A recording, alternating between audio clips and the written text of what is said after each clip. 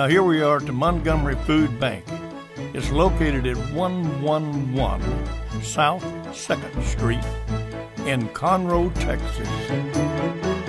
The phone number, area code 936-539-6686.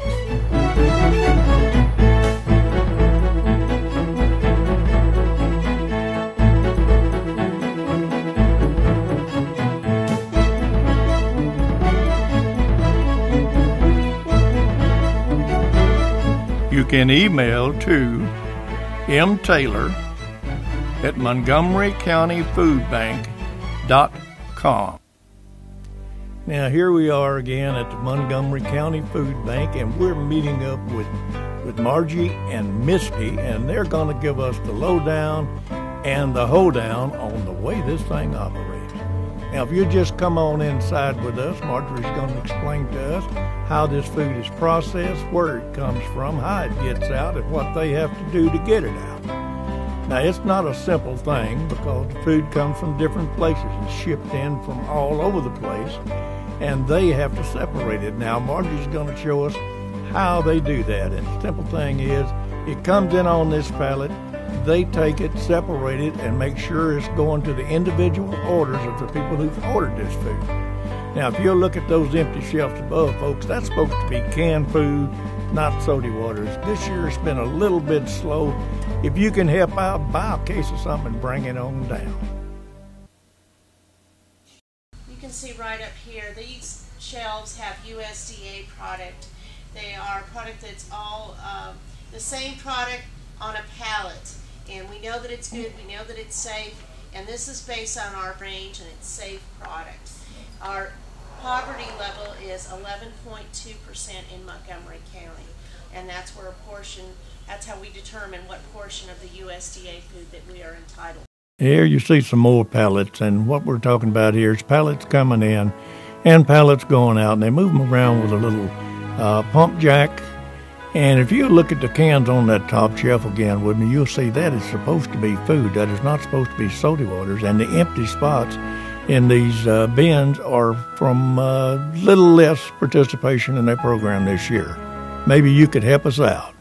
This is Trent. Trent is the gentleman that takes the orders in from the clients, and he's the one that does the inventory on the warehouse. And he takes the orders in from the client, he puts them into the system, and then they print out a list, which we call a pick list, and that list is then distributed to one of the warehouse workers to put the food together on the pallet to get it ready for what we call the agency to come and pick up the food.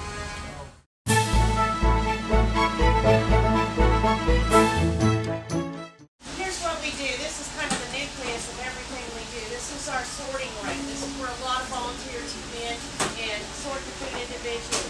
We bring in a pallet at a time. They take a banana box, set it on the sorting table on either side, and they go through and check the product for date, for dents, seals, rust, and air. We also have a date chart up here that tells volunteers how long a product is good past the date that's on there. Those dates are the best value date, the best sell-by date, but they are not an expiration date. So this list gives us an idea, such as pudding and fruit cups are 54 months, and most canned goods are 2 years past the date that's on there. We use this for the optimum time that a product is going to be good and useful. Everything is also cleaned with a bleach wipe down to ensure that it's cleanliness, and then it is hand sorted and put behind there by light times.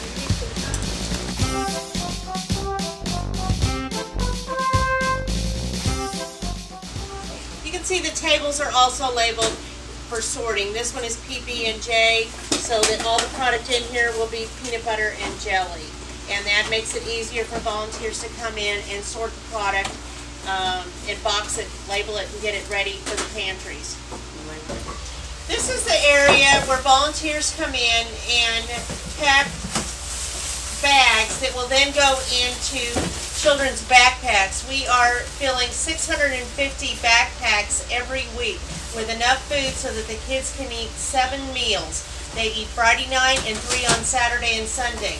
It's all product that the kids will eat and take home. It's all get packed in here by a volunteer, tied up, and then put in boxes over here where the volunteers will distribute them to the schools. Those then will get placed into a backpack and zipped up, and nobody knows that they have food that they're taking home over the weekend.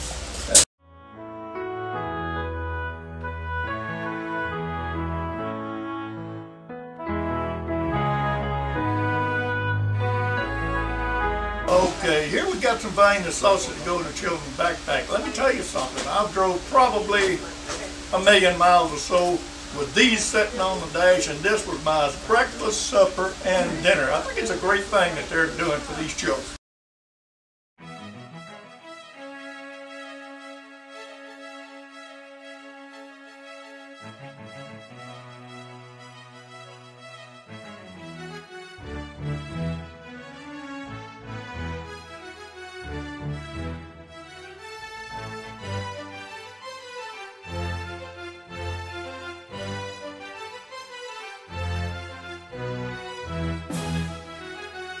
Now, these iron gates are not a prison yard, dadgummit. We're just going in here to look at the garden. This is a new idea by the Montgomery County Food Bank to grow some of the produce they're going to give to the people. You're going to find tomatoes, cabbage, peppers, I don't know what all out here. It looks like a regular little farm. Doggone it, these girls have really busted their buns out here to get this going, and they have volunteer help.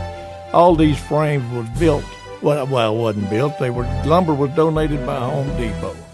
And when it started here, this was nothing but a slab of concrete. They hauled in the dirt, built the forms, put in the topsoil, and by golly, they're growing veggies right here.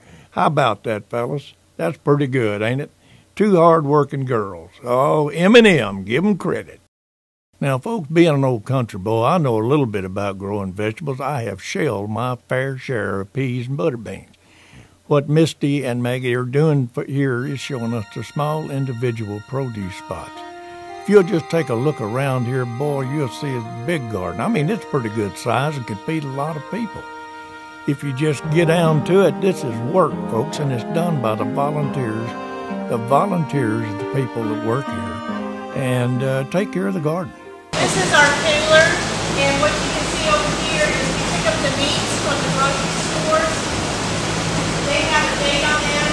It must sell by date, but the product is still good. You can see that it's still frozen because we pick it up in refrigerated trucks. What he's doing over here is he's checking to make sure they're not open, they're not spoiled, they're safe product for us to distribute to our pantry. Once he sorts them and they're good, they go into this pile over here. He sorts them in here because this is the cooler where it's 40 degrees. These will then go into the deep freeze where it's -10, and they can be frozen until they're distributed to our pantries. All of our pantries are eligible for this product. There's steaks, there's chicken, there's pork chops, there's turkey, then ham, and then of course there's like chicken pot pies, ice cream, different products, frozen products. We get it all from the grocery stores. This is product that we picked up from the grocery store. We pick up a lot of bread, pastry products, and then go out to all of the pantries as well. This is readily available. We always have quite a bit of this. All of this back from here is bread and pastry products. Not really, no, because we have an abundance of this product. Well, we would like to have produce in here. This is where we would keep produce. We don't have very much produce right now. We have a small pallet of produce that's available right here. But you can see this will probably be enough for 1 pantry, not 51. Yeah. So we like it when we get a big truck full of produce into the pantry. Yes. Now, this is Dan back with TMCTV and Montgomery County Food Bank. I hope today that we've shared some information with you that will help you in making a decision to help the people here, to help the needy. God bless all of you, and I hope you give a bunch.